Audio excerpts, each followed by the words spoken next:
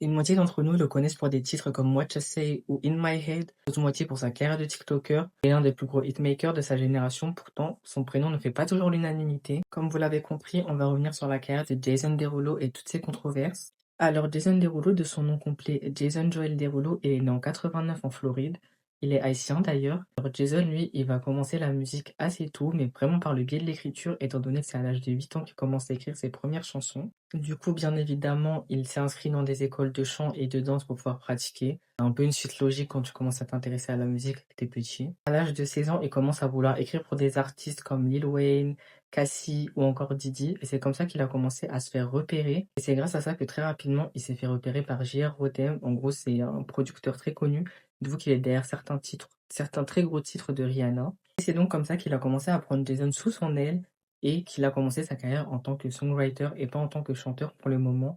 Même si, on le sait, il avait déjà tout le package, c'est-à-dire physique, chant, danse et j'en passe. Mais sa carrière commence vraiment en 2019 lors de la sortie de son tube What You Say. So tell me, girl, what you say. Sa première musique, et je suis sûr que vous la connaissez, de toute façon vous ne pouvez pas ne pas la connaître, je ne veux pas croire cette information. La chanson, c'est un mélange entre pop électro et R&B. Elle fait un carton, elle se classe directement première au Billboard Hot 100. La chanson, elle a fait plus de 5 millions de ventes aux États-Unis. Dites-vous que les gens avaient commencé même à le qualifier de nouveau Chris Brown. D'ailleurs, anecdote, mais dites-vous qu'à ce moment-là, Jason, ça a été le premier artiste à avoir réussi à avoir une chanson qui se classe première sans avoir sorti d'album. À ce moment-là, on le voit partout, sur MTV, en radio, à la télé, dans les clubs, il est omniprésent. On continue en 2010 quand Jason il sort In My Head. Là, il nous montre que, ok, je peux dire autant les ados que les clubbers. Évidemment, le single, il grimpe de fou dans les charts. Et son premier album, du coup, il se vend à plus d'1 million d'exemplaires. C'est un très beau début de carrière pour Jason. Mais malgré ce succès, les gens ils commencent déjà à trouver son univers un peu catchy, un peu générique. On commence déjà à lui reprocher son manque d'identité sonore. Entré dans plusieurs cases, que ce soit la dance, le R&B, la pop, il n'avait pas encore d'identité propre à lui. Malgré ça, entre 2013 et 2014, là, Jason il atteint son sommet avec la sortie de Top 30.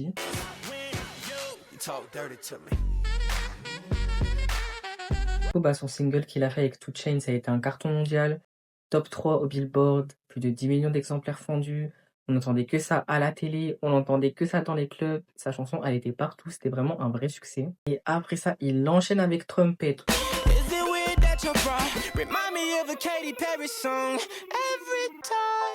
Encore un succès mondial. Genre, le mec, il est venu, il a dit ok, vous allez entendre parler de moi pendant longtemps. Il enchaîne les hits et là, on se rend compte qu'il va être là pendant encore un temps. Mais ça commence un petit peu à se corser en 2014, du coup, quand il sort la chanson Wiggle avec Snoop Dogg.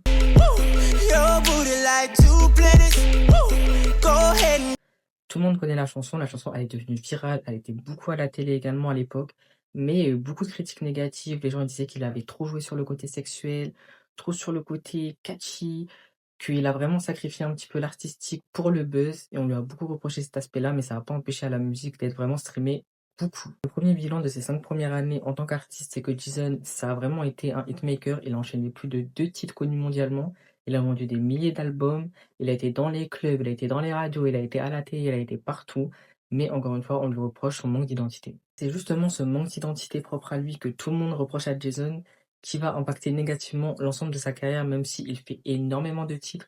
Il était loin d'être une personne respectée dans l'industrie, et il est encore loin d'être une personne respectée dans l'industrie actuellement. C'est donc en 2015 que Jason sort la chanson Want to Want Me.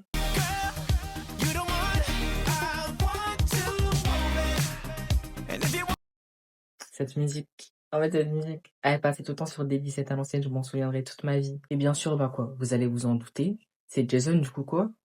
La musique, elle se classe bien, la musique, elle est partout, elle est très haut dans les charts, on l'écoute à la télé, à la radio, dans les clubs, la chanson, elle est omniprésente, vous connaissez la chanson, c'est Jason. La boucle, elle va se répéter tout au long de la vidéo, vous allez voir. Et pourtant, malgré le buzz de la chanson, malgré que tout le monde connaisse cette chanson, c'est vrai que son album Everything is For, il se vend pas du tout. Et là, vous allez voir, c'est vraiment un problème général dans la carrière de Jason. Il fait beaucoup de gros tubes, beaucoup de hits. Ses chansons, tout le monde les connaît, elles sont toujours virales. Vous pouvez pas venir devant moi et me dire que vous connaissez aucune musique de Jason Derulo. Pourtant, son gros problème, c'est qu'il n'arrive pas à vendre d'album. Non seulement il n'a pas d'identité, mais il n'arrive pas à vendre d'album. Et ça va se répéter tout le long de sa carrière. C'est vraiment un cercle vicieux ce qu'il nous fait. Comme je vous ai dit, Jason n'a pas d'identité sonore propre à lui, il n'a pas de patte unique et c'est vraiment un très gros frein. On peut le caser dans toutes les cases, que ce soit la pop, le R&B, l'électro dance, le machin. Il peut aller partout. À chaque fois qu'il y a une ère musicale qui domine, Jason arrive à nous caser un titre. On ne sait pas ce qu'il fait, on ne sait pas qui il est. Il n'a pas ce truc. Vous pensez à Chris Brown, généralement vous allez penser à du R&B. Vous pensez à Jason Derulo, vous pensez à quoi? On sait pas, on ne sait pas parce qu'il est partout. Résultat des courses, il est un peu partout à la fois et OK, sur le coup ça marche étant donné qu'il arrive toujours à avoir un gros single. Et pourtant, ses albums ne se vendent pas, il n'est pas respecté et les gens commencent vraiment à le critiquer, à dire qu'en fait, il cherche juste le buzz. De ça, du coup, entre 2015 et 2018, bah, la concurrence a commencé à se faire très rude. On a Justin Bieber qui revient en force avec Purpose. On a Drake qui domine les charts. On a The Weeknd qui explose avec Can't Feel My Face. Il impose son style. Parce que lui, oui, il a une identité pas comme Jason. Et à côté de ça, on a un Jason qui fait quoi? Qui fait quoi? Qui sort soit là. Il sort soit là. Avec Nicki Minaj, ma vie, mon bébé, mon amour, mais il sort soit là. Encore une fois, on va pas se répéter, mais on va le faire quand même. Soit là, c'est quoi?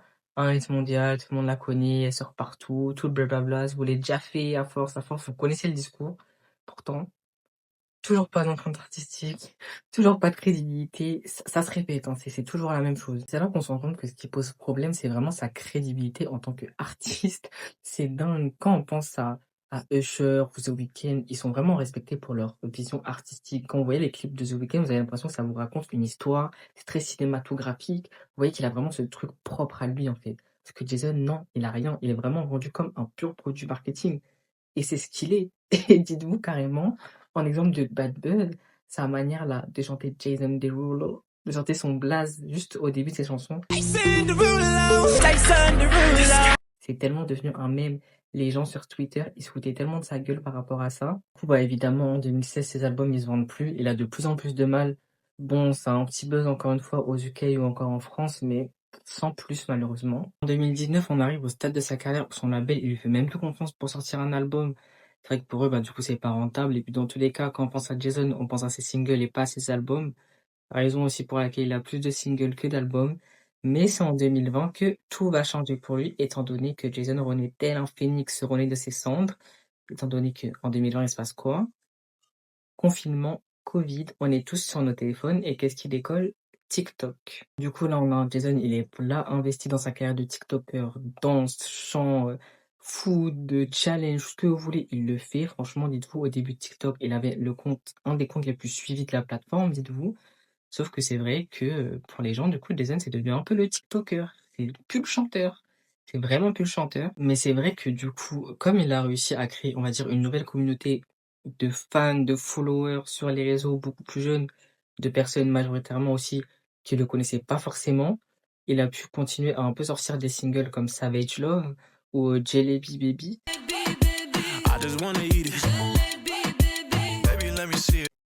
Que des sons vraiment faits pour TikTok. Genre là, il a vraiment arrêté de faire le mec qui se donne ne serait-ce qu'un genre de mec qui, qui fait l'artistique. Non. Non, lui, c'était les trends. Les trends. Check ça. À chaque fois qu'il y avait un truc, un son qui buzzait un peu, il fallait qu'il la reprenne, qu'il fasse sa trend, qu'il fasse son billet. Et là, Jason, il était encore moins respecté sur le coup. Ses sons, ils marchent, étant donné qu'il s'appuie vraiment sur tout ce qui est trend, tendance TikTok, pour faire des chiffres. Donc, à ce niveau-là, ouais, ça marche. Mais niveau pro chanson, là, ça marche plus du tout. Les gens, ils n'ont plus aucune crédibilité pour lui. C'est vraiment le rejeté de l'industrie musicale. En plus de ça, la plupart des gens qui le connaissent de TikTok, ne savaient même pas qu'il est chanteur. On sait qu'ils connaissaient forcément les sons comme Sois etc. Mais ils n'avaient aucune idée que c'était Jason qui les chantait. Pour eux, Jason, c'est avant tout un TikToker avant d'être un chanteur. Les gens, ils découvraient que Jason était un chanteur. Ils se lâchaient des messages en mode ah, il chante aussi, genre. Ah bon? Tu vois, ils étaient surpris. Alors que je pense que pour vous et moi, quand on pense à Jason, on pense d'abord à un chanteur. Pour vous dire à quel point sa carrière s'est cassée la gueule. Je pense que s'il y a un mot qui me vient en parlant de la carrière de Jason, c'est juste dommage. C'est dommage, en fait. C'est tellement dommage. Quand il a commencé avec Watch Say, il avait une exposition de fou malade. Il avait d'assez bonnes critiques, il était là, il enchaînait, etc. Alors que maintenant, il est vraiment vu comme un profiteur. Et c'est vrai que aucun de ses albums, à part le premier, s'est correctement vendu. Ses fans sont des fans de singles. Il n'y a aucun de ses fans qui l'aime assez pour mettre son billet pour acheter un album. Et je pense que ni vous ni moi avons déjà acheté un album de Jason. Pourtant, je pense qu'on est beaucoup à connaître la plupart de ses chansons. On l'écoute en radio, on l'écoute à la télé, de temps en temps, on écoute une chanson de lui, on veut se faire wiggle wiggle, mais à aucun moment, on se dit: «Oui, je vais donner mon centime là-bas à Jason» et je trouve que c'est très dommage. De toute façon, je pense que maintenant vous l'avez compris, à l'heure actuelle, où il y a de l'argent, il y a Jason, que ce soit sur TikTok ou autre. Dites-vous maintenant, il investit aussi beaucoup, il a investi dans une société en IT. Là où il y a de l'argent, là où tu peux trouver un billet, il y aura Jason. Il cherche plus vraiment à avoir une bonne image ou quoi aux caisses. Mais en réalité, est-ce qu'on peut vraiment lui reprocher? Est-ce qu'on peut vraiment lui reprocher? Lui, il est là, il fait son truc, il récupère son billet et puis voilà. Tu l'aimes, c'est bien. Tu l'aimes pas, tant pis. Est-ce qu'on peut vraiment lui reprocher de faire ça? Franchement, je pense pas, hein. Je pense qu'il y avait un moyen qu'on gagne aussi notre billet aussi bien que lui, on l'aurait fait. Identité, pas identité, critique pas critique, on l'aurait fait aussi.